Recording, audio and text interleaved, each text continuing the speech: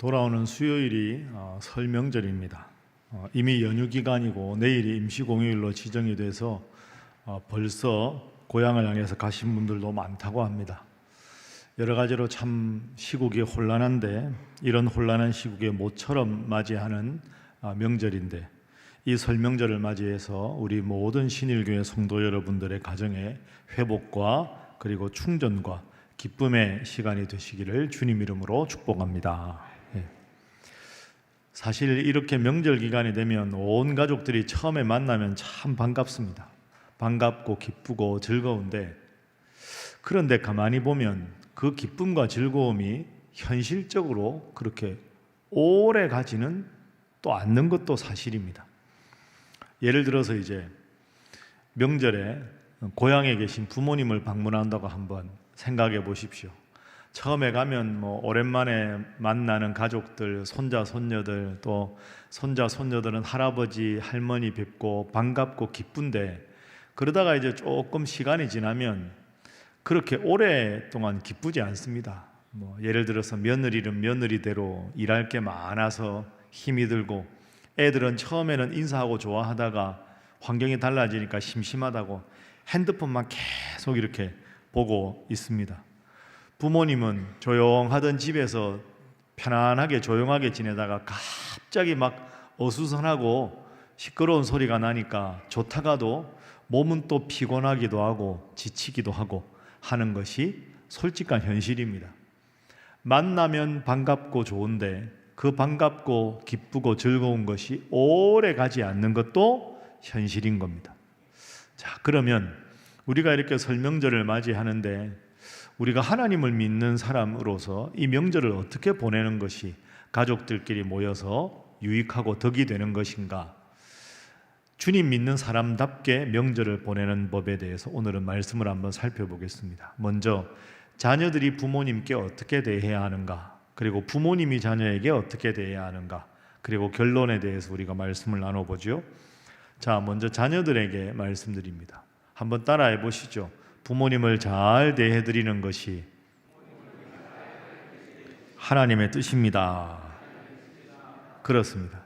자녀라면 부모님을 잘 대해드리는 것, 그것이 설 명절에 부모님을 향한 자녀의 마땅한 태도입니다. 오늘 본문 말씀은 야곱이 그의 아들들에게 했던 축복의 말씀입니다. 야곱이 12아들이 있었는데요, 그 12아들들 각각 아들의 성격과 기질에 맞게 하나님 앞에서 큰 복을 빌어주는 장면입니다. 그러니까 오늘 본문 전체가 우리에게 주는 중요한 교훈은 부모는 하나님을 대신해서 자녀에게 축복할 수 있는 축복의 대행자다 하는 것이 중요합니다. 하나님은 눈에 보이시는 분이 아니죠. 그러니까 하나님께서 보이지 않는 하나님이 보이는 자녀들에게 축복을 할 때는 부모님을 통해서 부모님이 하나님의 복주심의 대행자로 부모가 자녀에게 복을 빌어줄 때 하나님께서 그 자녀를 부모를 통해서 축복하신다 하는 것이 오늘 본문 말씀입니다. 예를 들어서 오늘 본문 2절 말씀 한번 보십시오. 자, 화면 한번 보시죠. 함께 읽어볼까요? 시작. 너희는 모여 들으라. 야곱의 아들들아, 너희 아버지 이스라엘에게 들을지어다. 아멘. 이름이 두 개가 나오지요. 야곱이라는 이름은 아버지 이삭이 지어준 이름인데 너희 아버지 이스라엘에게 들을지어다. 이스라엘은 야곱이라는 이름을 하나님께서 바꾸어 주신 이름입니다. 그러니까 야곱이 스스로 이렇게 말하는 겁니다. 12아들들아, 내가 지금부터 너희에게 복을 빌어주겠다. 이것은 하나님께서 나를 통해서 너희에게 복을 주는 것이다. 이렇게 이야기하는 겁니다. 그러니까 12아들들은 아버지가 그냥 자식들에게 원하고 희망하는 바람을 전해주는 게 아니라 하나님께서 아버지를 통해서 그의 아들들에게 복을 주신다. 그러니까 부모는 하나님을 대신해서 자녀에게 복을 줄 수 있는 영적인 축복의 대행자다. 이것이 오늘의 본문입니다. 그러니까 여러분, 왜 자녀가 부모님께 잘해야 할까요? 우리 모두가 아는 대로 우리를 낳아주시고 길러주신 분이기 때문입니다. 그것 우리 모두가 아는 거죠. 그러나 그런 기본적인 것 외에 두 번째, 자녀가 부모를 잘 섬겨야 하는 이유는 하나님께서 오늘 본문 말씀처럼 부모님을 통해서 자녀에게 복을 주시리라 하고 약속을 하셨기 때문입니다. 요즘에야 이제 장수하시는 분들이 많아서 회갑연을 하는 경우가 많지가 않은데, 제가 아는 어릴 때 제가 전도사 할 때 한 목사님께서 회갑연을 하셨습니다. 회갑 감사 예배를 자녀들 자손들 다 불러서 하게 됐는데요. 그러면 이제 목사님 자녀들 자손들이 다 왔을 거 아닙니까? 그러면 함께 모여서 식사를 하고 할아버지 회갑이라고 모든 자녀와 자손들이 다 일어서서 마지막에 할아버지한테 절을 합니다. 그러면 딱 절한 상태에서 그 목사님이 성경을 하나 읽어주셨습니다. 그 읽어주신 성경이 민수기 6장 24절부터 26절 말씀입니다. 여러분도 다음에 한번 해보십시오. 자, 그 본문이 뭐냐? 여러분 잘 아는 본문인데요. 화면 한번 보시죠.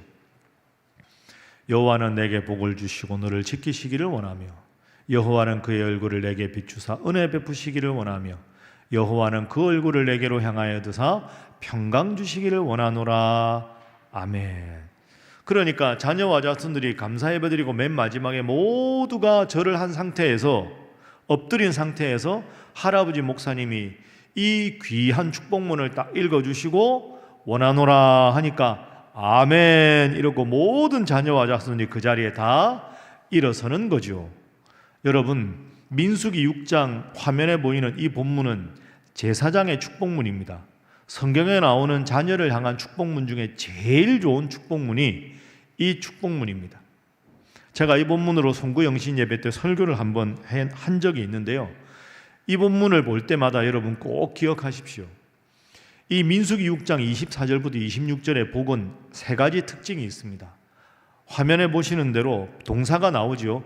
복을 주신다, 지키신다, 비추신다, 평강 주신다. 이 모든 동사가 원문으로 보면 미완료형으로 되어 있습니다. 미완료형은 한 번으로 끝나는 게 아니라 계속되는 복입니다. 한번 따라해 보시죠. 계속되는 복. 그러니까 저 복은 내가 오늘 너희에게 비는 복이 오늘 하루가 아니라 계속 평생 동안 복을 받기를 바란다. 이게 계속되는 복이고요. 두 번째는 화면 보시는 대로 24절보다는 25절이 길고 25절보다는 26절이 깁니다. 점점 잘 되는 복입니다. 따라합니다. 점점 잘 되는 복. 점점 더 구체적이죠.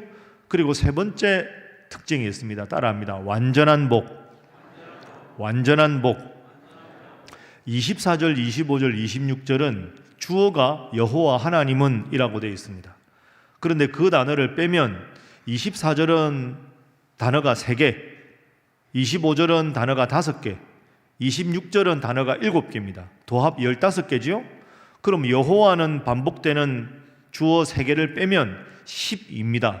10이라는 숫자는 구약의 이스라엘의 12지파, 신약의 12제자, 완전하다 하는 뜻입니다. 그러니 제가 여러분께 말씀드린 대로 그 목사님의 자녀들에게 이 복을 빌어준 건 어떤 복입니까? 여러분의 삶에, 너희들의 삶에 평생 이 복이 임하고 점점 잘 되는 복이 임하고 완전한 복을 받기를 원한다, 이런 뜻입니다. 여러분, 이 본문 말씀을 여러분에게 꼭 기억하십시오. 그리고 이어지는 27절 말씀에 하나님께서 이렇게 약속을 해주셨습니다.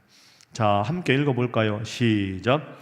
그들은 이같이 내 이름으로 이스라엘 자손에게 축복할지니 내가 그들에게 복을 주리라. 아멘. 따라합니다. 내가 그들에게 복을 주리라.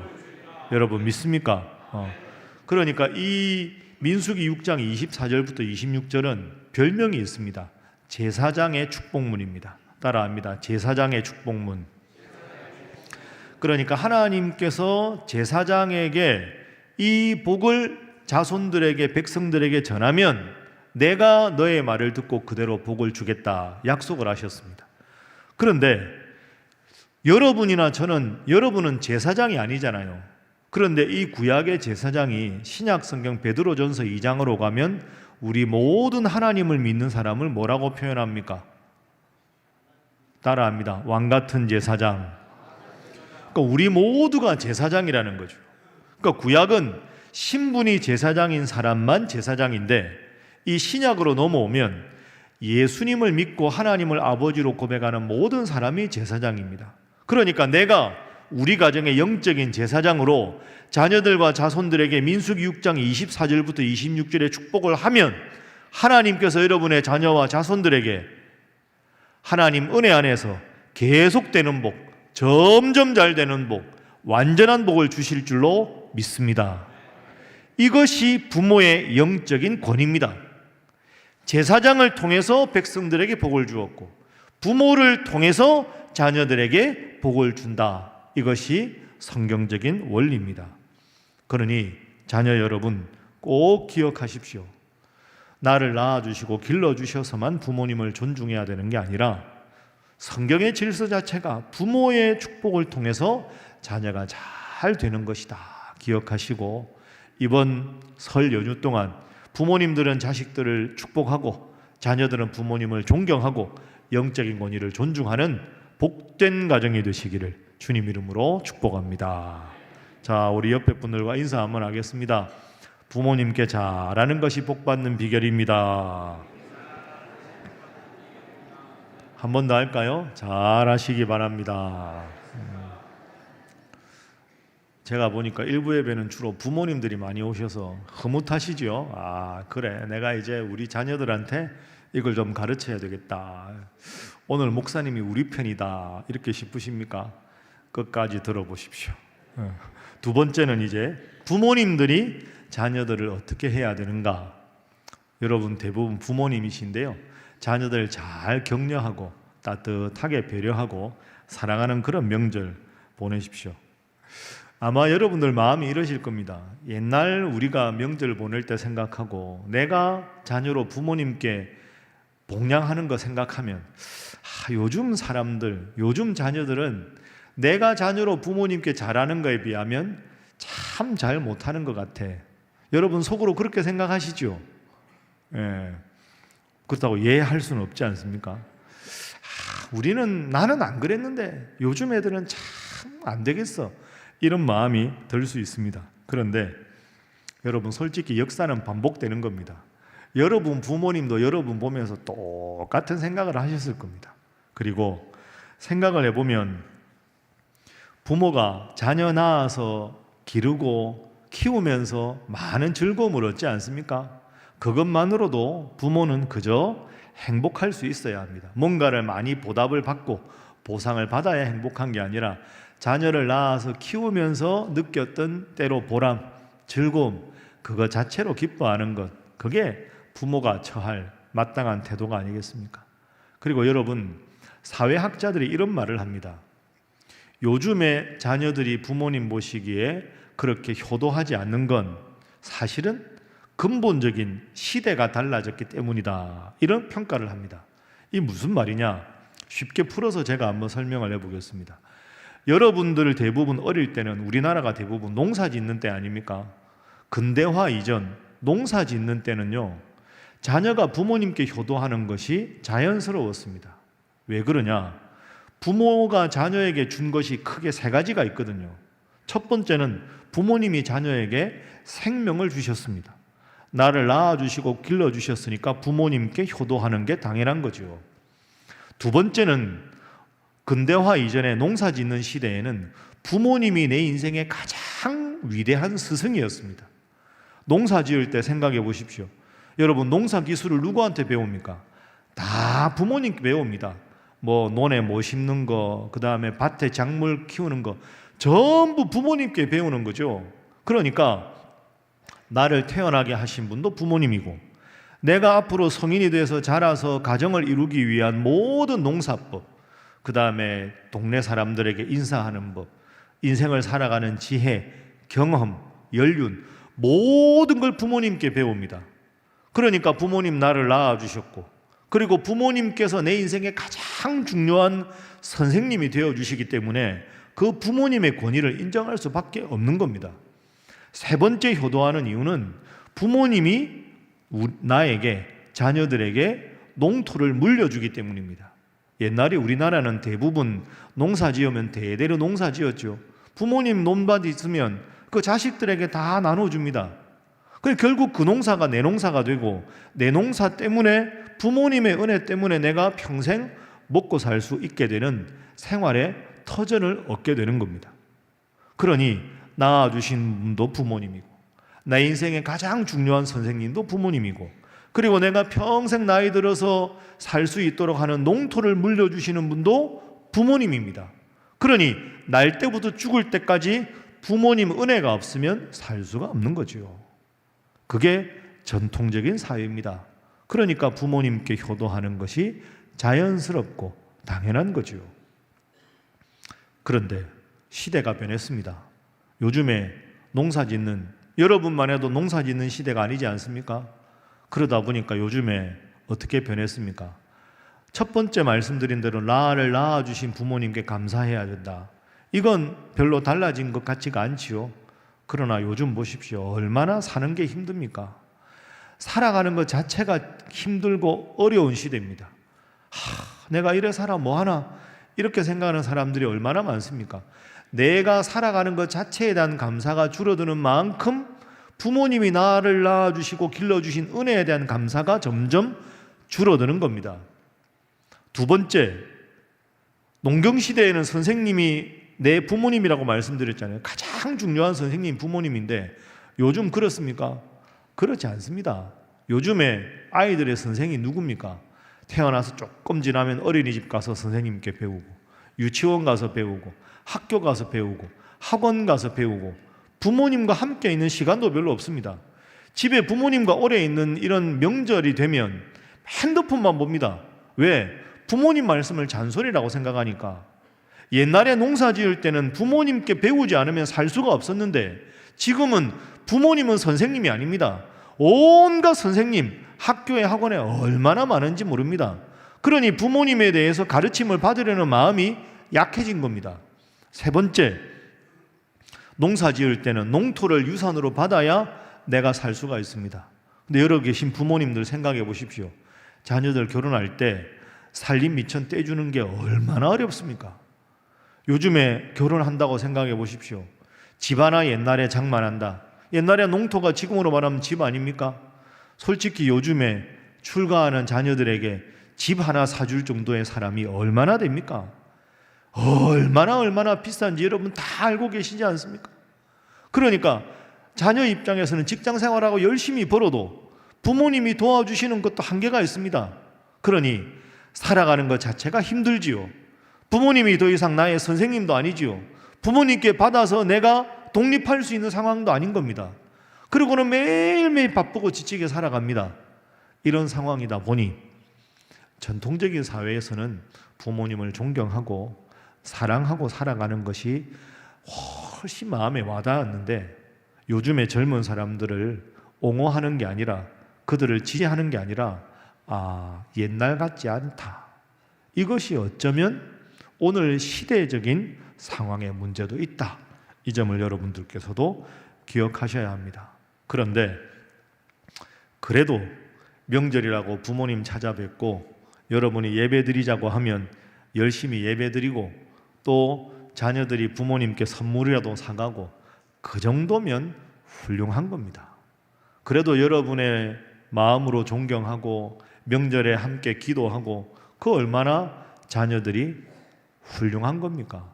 내 마음에 쏙 드는 경우가 얼마나 있습니까? 여러분 스스로가 100% 마음에 드십니까? 나도 내가 100% 마음에 안 드는데 자녀의 모습이 얼마나 내 마음에 쏙 들기가 어렵겠습니까? 여러분 혹시 자식이 속 썩여서 힘드십니까? 그래도 자식이 있는 게 감사한 일입니다. 혹시 없으시면 사랑하는 배우자가 있음에 감사하십시오. 그래도 자식이 건강한 게 감사하고 이렇게 인사하는 게 감사하고 예배당에 함께 예배 드리는 게 감사하고 가정 예배 드리는 게 감사하고 그렇게 좋은 마음으로 명절을 보내십시오. 격려하고 칭찬하고 많이 훌륭하다고 말해 주십시오. 그게 잘하는 겁니다. 명절 되면 명절 스트레스 이런 거 여러분 많이 들어보셨죠? 제가 한번 이번에 통계를 찾아봤는데요. 며느리들에게 물었답니다. 시어머니로부터 가장 듣고 싶은 말이 무엇입니까? 이건 시대가 달라져도 똑같습니다. 여기 시어머니 계시죠? 잘 들어보십시오. 시어머니로부터 가장 듣고 싶은 말 5위. 많이 보고 싶었다. 5위입니다. 4위. 남편 돌보느라 고생이 많다. 3위. 아이고, 명절 보내기 위해서 오느라고 너무너무 수고했다. 2위. 음식 준비하느라고 수고 많이 했네. 참 고맙다. 1위. 뭘까요? 명절에 며느리가 들어서 제일 기분 좋은 말. 빨리 하고 친정 가라. 이게 1위랍니다. 반면에 시어머니로부터 가장 듣기 싫은 말 5위. 누구 집에는 여행도 보내준다는데. 4위. 너 동생은 용돈도 주고 비싼 거 선물이라고 사왔더라.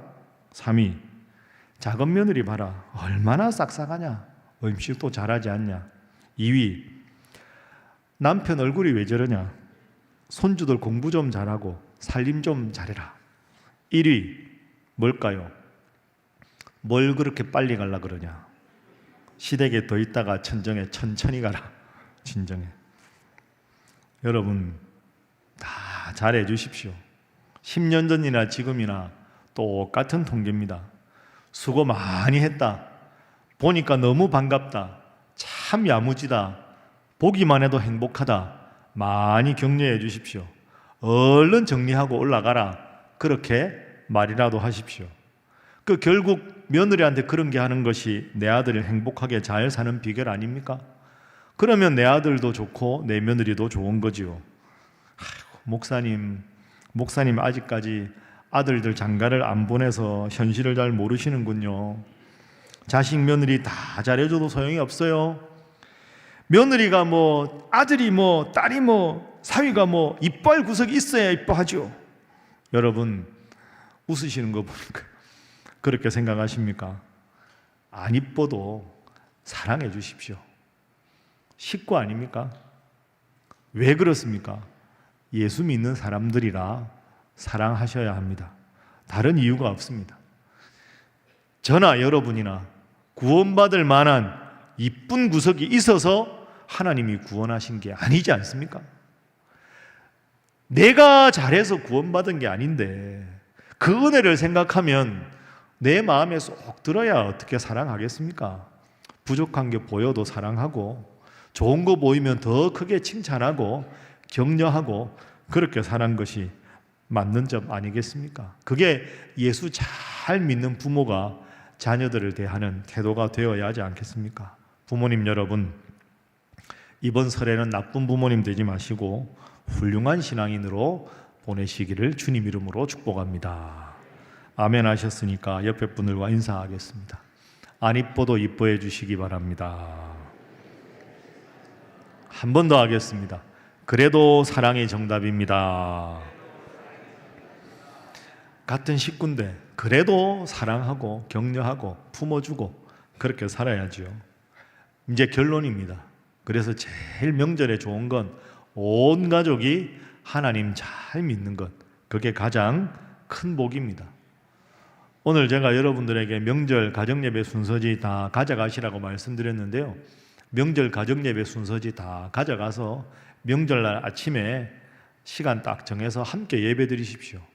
예배 너무 오래 드리지 않으시는 게 좋습니다. 설교 너무 길게 하지 마십시오. 여러분 목사님도 아닌데 뭘 그렇게 길게 하십니까? 그냥 간단하게 순서에 따라 하십시오. 그리고 시간 나면 끝나고 나서 아니면 아이들이 올라갈 때 이제 지방에 갔다 올라올 거 아닙니까? 그러면 손자 손녀 이리 와라 해가지고 딱 무릎하게 앉히고 아까 제가 들려드렸던 민수기 6장 24절부터 26절 머리에 손 딱 얹고 이 말씀대로 되게 해주십시오 하고 기도하고 꼭 안아주고 할아버지가 할머니가 너희들 위해 기도할게. 너희들 평생 이 복이 임하기를 바라고 더 잘되는 가정이 되기를 바라고 하나님이 완전한 복을 받도록 열심히 기도할 테니까 집에 안전하게 돌아가서 행복하게 하나님 믿고 잘 살아라.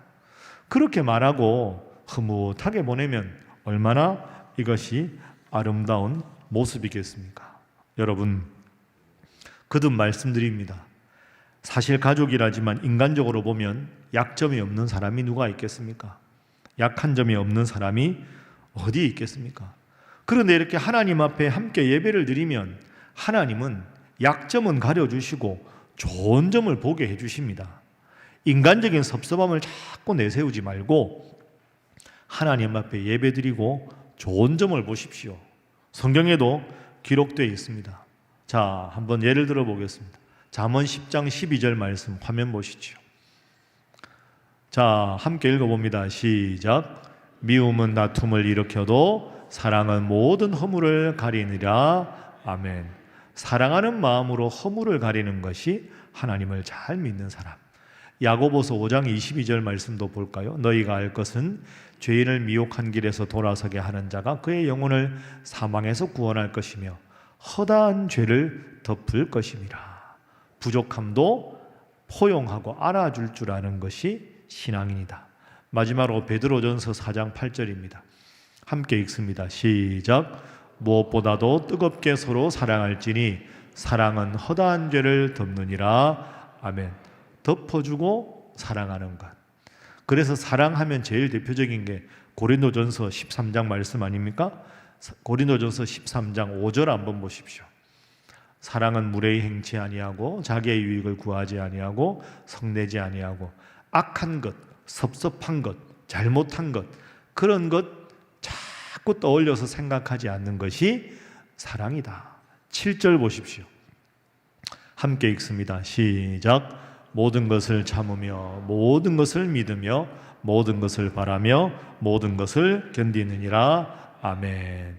내가 참고 싶은 것만 참는 게 아니고 모든 것을 참고 모든 것을 믿고 모든 것을 바라고 모든 것을 견디는 게 사랑입니다. 여러분, 이번 명절 동안에 만나면 반갑게 안아주시고 머리에 손 얹고 축복해 주시고 너희들 떠나도 내가 너희를 위해 열심히 기도하겠다, 그런 부모님 되시고, 또한 하나님께서 부모님을 통해서 나와 우리 가정에 복을 주시는 축복의 통로라 생각하고 부모님의 영적 권위를 인정하고 부모님을 더 존경하고 사랑해서 여러분의 가정이 이번 설 명절에 하나님 앞에 예배드리는 작은 천국 같은 복되고 은혜로운 여러분의 가정, 또한 이번 설 명절 되기를 주님 이름으로 축복합니다. 기도하겠습니다. 사랑이 많으신 하나님, 저희에게 귀한 명절을 맞이하여 쉼과 안식을 누리게 해주셔서 감사합니다. 주님, 저희들에게 복을 주시되 부모가 자녀를 사랑하고 축복하며 자녀들은 부모의 영적 권위를 인정하고 존경하게 하여 주옵소서. 또한 주님, 명절이면 더 외롭고 힘든 이들에게도 같은 은혜를 더하여 주시고 특별히 저 북녘 땅에 사랑하는 가족들을 두고 온 우리 성도들에게도 깊은 위로와 사랑으로 함께 해주시고 남북의 평화통일도 이 땅의 갈등도 속히 종식되도록 인도하여 주옵소서.